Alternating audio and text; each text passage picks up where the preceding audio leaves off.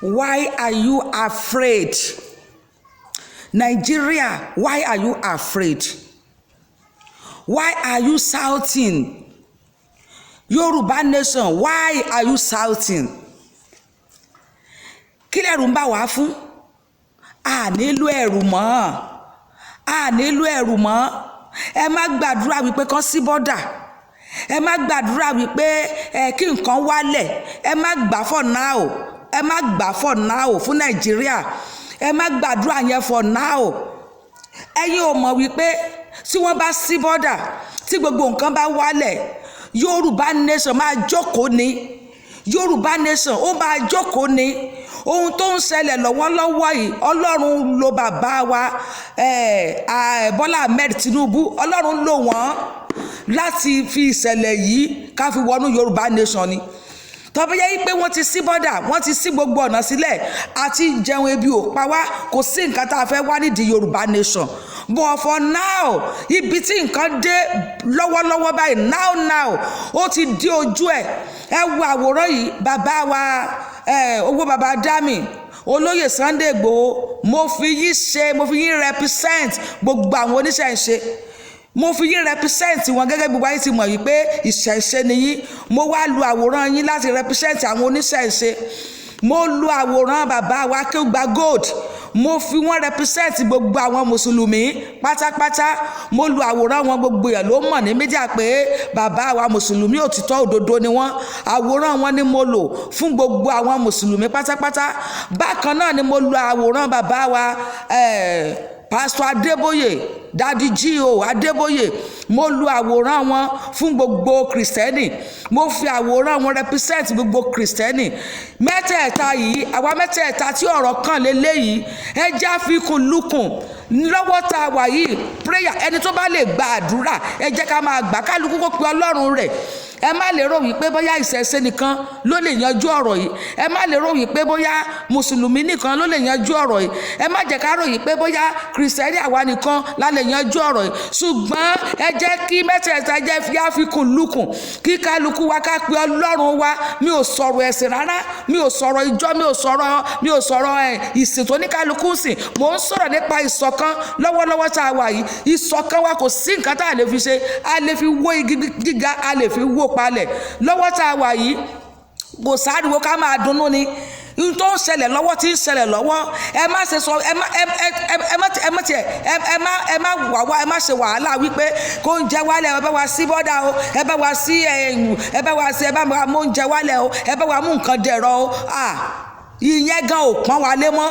Ìyẹn gan ò yanjú ọ̀ràn lọ́wọ́lọ́wọ́. Ṣé rí ìnira tá à ń bá lọ yìí, ìnira yìí ń ló máa yanjú Yorùbá nation. Ìnira tá a ti wà nínú, a ti kó sínú ẹ̀ báyìí, a ti kó sínú ẹ̀ báyìí, òun ló máa yanjú Yorùbá nation.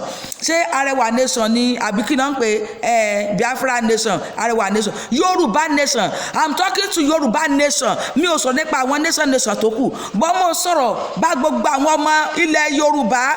Ẹ jọ̀wọ́ gbogbo ẹ̀yin mùsùlùmí, ẹ gbóhùn àdúrà, ẹ há prayer request lọ́rùn gbogbo mọ́sálásí, gbogbo àwa Kristẹni pátápátá. Ẹ já máa gbóhùn sókè ní church. Ẹ ń bá lè kí àwẹ̀ bọ́ kó kí àwẹ̀ bọ́. Ẹni tí ó bá lè gba àwẹ̀ kó mọ gbàdúrà. Ó ti dójú, ẹ jẹ́ ká bẹ̀rẹ̀ àdúrà. Eléyìí ló máa lead wa sí Yorùbá nation.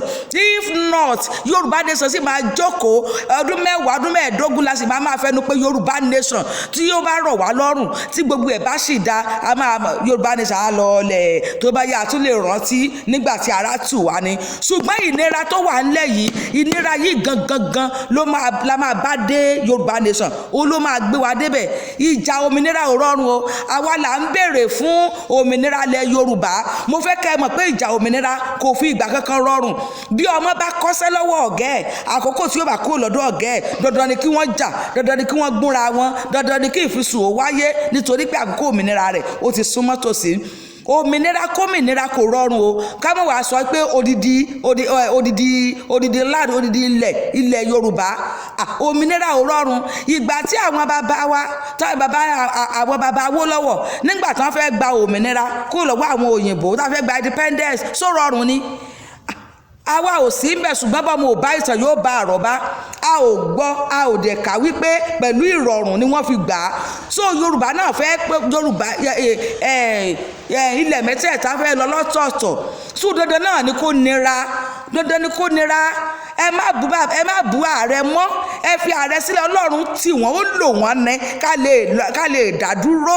Gbogbo ohun tí wọ́n ń ṣe wọn àmú lè ríṣẹ́, gbogbo ẹ nira, ẹ fi wọ́n sílẹ̀. Ọlọ́run ló wọnú wọn wípé kí gbogbo ìrìn àjò yẹ kó rí bẹ́ẹ̀ láti lè mú kí àwa ó di òmìnira, láti lè mú ká lè dá dúró. Òun ló jẹ́ kó rí bẹ́ẹ̀. Ẹ má ṣèpàdé, ẹ má bá wọn sọ̀rọ̀, ẹ má kégbe wípé oúnjẹ wọn. Gbogbo ayé ló ti mọ̀ pé a ti bọ́ sínú ìyàn, gbogbo ayé ló ti mọ̀ pé a ti wà nínú ìnira. Èlò náà ń ta bọ́ǹdì páànù sí i, wọ́n ta ní 91,000 per bundle sumo. How many bundles náà fẹ́ fi kọ́lé? Kì í ṣe ìyẹn nìkan náà fẹ́ fi kan ilé, kì í ṣe ìyẹn nìkan ló wọ́n. Gbogbo nǹkan ti di owó, gbogbo nǹkan ti wọ́n pátápátá. Ẹ jẹ́ a fi sílẹ̀ bẹ́ẹ̀. Ọ̀wọ́n yẹn, ìyàn yẹn, ìnira yẹn ń ló máa mú wa dá dúró, ń ló máa mú wa dá dúró. Ẹ má jẹ́ ká bẹ̀rù, ẹ má jẹ́ ká kígbe. Ogun yẹn ti dé nìyẹn o, kì í ṣogun ìbọn o, kì í ṣogun ìbọn, kì í ṣogun àdá, kì í ṣe ogun ẹ̀ṣẹ́ rárá o. Ogun ọgbọ́n ni, ogun àdúrà ni. Ẹ jẹ́ àjà ogun yẹn, ẹ jẹ́ àjà wọ Yorùbá nation. Ọlọ́run yóò ràn wá lọ́wọ́. Bàbá wa olóyè Sunday Igboho, ọ̀nà tí ẹ bá fi ń pe Ọlọ́run, ẹ sọ fún gbogbo àwọn ènìyàn yín kí wọ́n bẹ Ọlọ́run, kí wọ́n tu Ọlọ́run wọn lójú. Bàbá wa Akéwùgbà Gold, ẹ jọ̀wọ́ ẹ ṣe iṣẹ́ yẹn nínú gbogbo mosque káàkiri ilẹ̀ Yorùbá. Bàbá wa Adébóyè, ó yá gbogbo àwa Kìrìsìtẹ́nì náà tí ń gbọ́ báyìí ní social media, ẹ ń bá lè fi ààwẹ̀ kún, ẹ jẹ́ kó fi kún. Ẹni tó bá lè fi àdúrà gbà, ẹ jẹ́ kó fi gbà. Àdúrà yẹn dẹ̀ máa gbà, àdúrà yẹn dandan ó ti máa gbà. Mo fẹ́ kẹ́ ẹ mọ̀ wípé ìgbésẹ̀ ló kù, ìgbésẹ̀ pẹ̀lú àdúrà òun ló kù fún Yorùbá. Eléyìí tó wáyé yìí kò lè lọọlẹ̀. Tó bá yìí lọọlẹ̀ tá ò gba Yorùbá nation, ó tún máa lọ́jọ́ lórí, ó tún máa ní ọdún lórí, mi ì lè sọ. Ó lè lọ́jọ́ lórí, ó lè lọ́dún lórí, mi ì lè sọ. Tí tẹ́ńsán yìí bá lọọlẹ̀, tá ẹ bá ná sí bọ́dà tán sí bọ́dà tí gbogbo oúnjẹ rọ̀ wá lọ́rùn, kò sí táwọn àbí Yorùbá nation mọ́. Ṣùgbọ́n ìnira yìí náà ló jẹ́ ká máa ké. Ẹ jẹ́ àkígbe yẹn délẹ̀, ẹ jẹ́ àgbàdúrà yẹn délẹ̀, ẹ jẹ́ àgbègbèsẹ̀ yẹn délẹ̀. Ọlọ́run yóò ràn wá lọ́wọ́, Ọlọ́run yóò ràn wá lọ́wọ́. Gbogbo àwọn tó ń pariwo, tí wọ́n ń pariwo gbogbo orílẹ̀-èdè, ẹ stop ariwo, ẹ má pariwo mọ́. Àdúrà ló kù báyìí. Kọ́lọ́run kó gba nation ilẹ̀ kálukú, kó gbà fún un. Ọlọ́run máa ṣe bẹ́ẹ̀ fún wa lórúkọ Jésù. Mo dúpẹ́, ẹ ṣé púpọ̀. Good day.